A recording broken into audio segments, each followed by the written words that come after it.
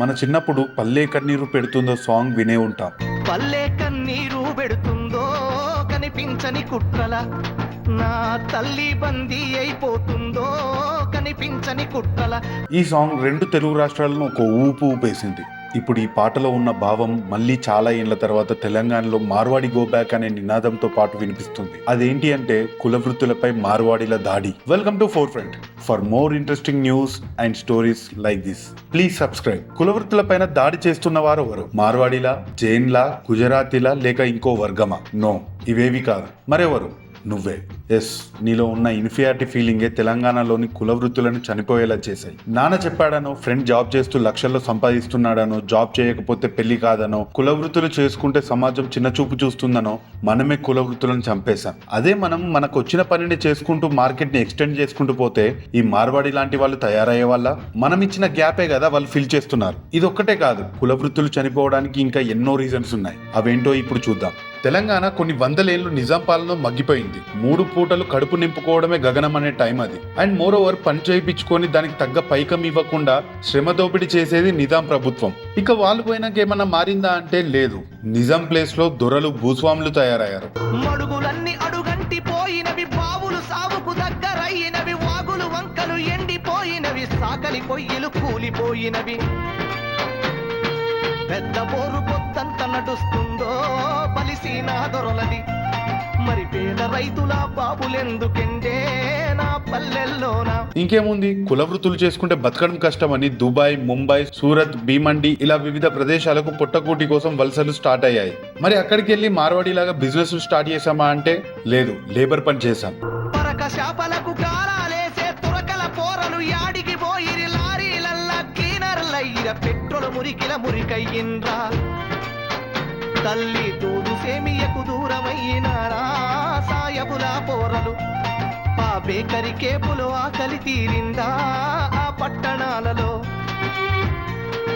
ఎందుకంటే మనకి ఈ నిజాం పరిపాలన చేయబట్టి ఎప్పుడు మనకి ఇంత పని చేసామా, పైసలు వచ్చినాయా, తిన్నామా, పన్నామా తప్ప బిజినెస్ మైండ్ సెట్ లేకుండా పోయింది. అండ్ అందరూ అలానే లేబర్ పని చేశారా అంటే లేదు, కొందరు బిజినెస్ చేసి జీవించే వాళ్ళు కూడా ఉన్నారు, కానీ అది చాలా తక్కువ సంఖ్యలో. ఇకపోతే గవర్నమెంట్స్, మనం ఇండియాలో కలిసాక ఆంధ్రాను తీసుకొచ్చి తెలంగాణలో కలిపారు. ఇక్కడ చూస్తే మనం రాజకీయాల్లో కూడా వీక్. దాంతో వలస పాలకులు మనల్ని పాలించడం స్టార్ట్ అయింది. వాళ్ళకి అసలు ఆంధ్ర ప్రాంతాన్ని ఎలా డెవలప్ చేయాలనే తపన తప్ప తెలంగాణ మీద సోయే లేదు. అందుకే 60 ఏళ్ళు మళ్ళీ ఉద్యమం చేసి తెలంగాణ స్టేట్ ని తెచ్చుకుంది. అండ్ మనం ఇక్కడ ఒక విషయం గమనిస్తే, మనం ఎక్కడైతే వీక్ ఉన్నామో అక్కడ వేరే వాళ్ళు వచ్చి క్యాప్చర్ చేశారు. బిజినెస్ లో వీక్ మార్వాడీలు వచ్చారు, పాలిటిక్స్ లో వీక్ ఆంధ్ర వాళ్ళు వచ్చారు. మన మైండ్ సెట్ ఎలా తయారైందంటే ఎప్పుడు ఒకరి కింద జిహుజూర్ అనడమే తప్ప లేదు మనం సొంతంగా ఎదగాలి అనే ఆలోచనే కరువైంది. గవర్నమెంట్స్ కూడా అలానే తయారు చేశాయి. ప్రతి ఎలక్షన్ మేనిఫెస్టోలో మేము లక్షల జాబ్లు ఇస్తాం, 2 లక్షల జాబ్లు ఇస్తాం అనే పాయింట్ ని హైలైట్ చేస్తాయి తప్ప కుల వృత్తులను ప్రోత్సహిస్తాం, మీరు ప్రోడక్ట్ ని తయారు చేయండి, అవి ఎక్కడ అమ్మాలో మేము చూసుకుంటామని మాత్రం అనరు. వృత్తులు కూలే ఉపాధి పోయే, ప్రత్యామ్నాయం లేకనే పోయే, కూలిన బ్రతుకులు నిలుపుటకైనా కుటీర పరిశ్రమలైనా పెట్టరు.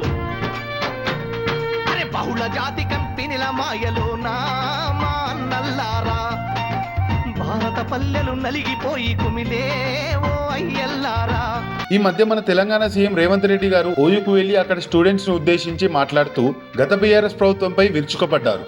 కేసీఆర్ గవర్నమెంట్ స్టూడెంట్స్ కి ఉద్యోగాలు ఇవ్వాల్సింది మానేసి గొర్రెలు, బర్రెలు మరియు చేపలమ్ముతూ బతకమన్నది గాని మా గవర్నమెంట్ మాత్రం మిమ్మల్ని ఐఏఎస్, ఐపీఎస్, ఇంజనీరింగ్ డాక్టర్లను చేస్తామని అన్నారు. ఇక్కడ రేవంత్ రెడ్డి గారికి ఫోర్ ఫ్రంట్ సూటి ప్రశ్న. అయ్యా రేవంత్ రెడ్డి గారు, కుల వృత్తులు వద్దు సరే, మరి ప్రతి ఏటా కొన్ని లక్షల మంది డిగ్రీ పాస్ అవుతున్నారు. మరి వాళ్ళందరికీ జాబ్స్ ఎలా ఇస్తారో చెప్పాలి. మీరు ఇస్తా అన్న నిరుద్యోగ వృత్తికే రూపం లేదు, అలాంటిది ఇంతమందికి జాబ్స్ ఎలా ఇస్తారు? సరే ఇదంతా పక్కన పెడదాం. మీరు ఎలక్షన్స్ లో గెలవగానే సంవత్సరంలోనే 2 లక్షల ఉద్యోగాలు ఇస్తామని అన్నారు. ఇప్పటికీ దాదాపు మీ గవర్నమెంట్ ఫామ్ అయ్యి 2 ఏళ్లు కావస్తుంది.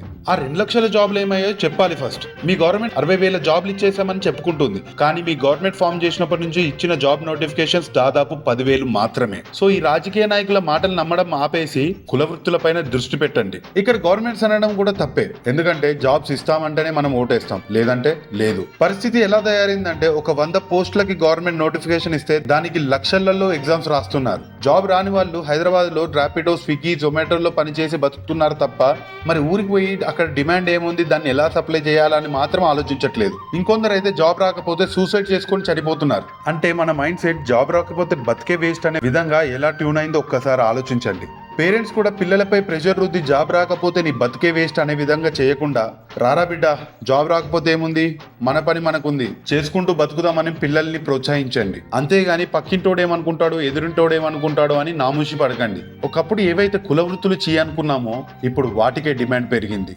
మార్కెట్లో డిమాండ్ ఉంది కానీ సప్లై చేసేవాడు లేడు. కొంచెం తెలివి ఉపయోగిస్తే యూ కెన్ డూ వండర్స్. చివరిగా చెప్పేది ఒకటే, ఏఐ వచ్చేస్తుంది. ఇంజనీర్, సాఫ్ట్వేర్ ఇలా చాలా వరకు వైట్ కాలర్ జాబ్స్ ఏఐ చేసేస్తుంది. ఇక డిమాండ్ ఉండేది కుల వృత్తులకు మాత్రమే. డిమాండ్ ఉన్నప్పుడు సప్లై చేసేవాడు లేకపోతే ఇంకొకటి వచ్చి సప్లై చేస్తాడు. అదేదో మీరే చేయండి. పోటీకి భయపడి వెనుకడుగు వేయకండి. జై హింద్, జై భారత్.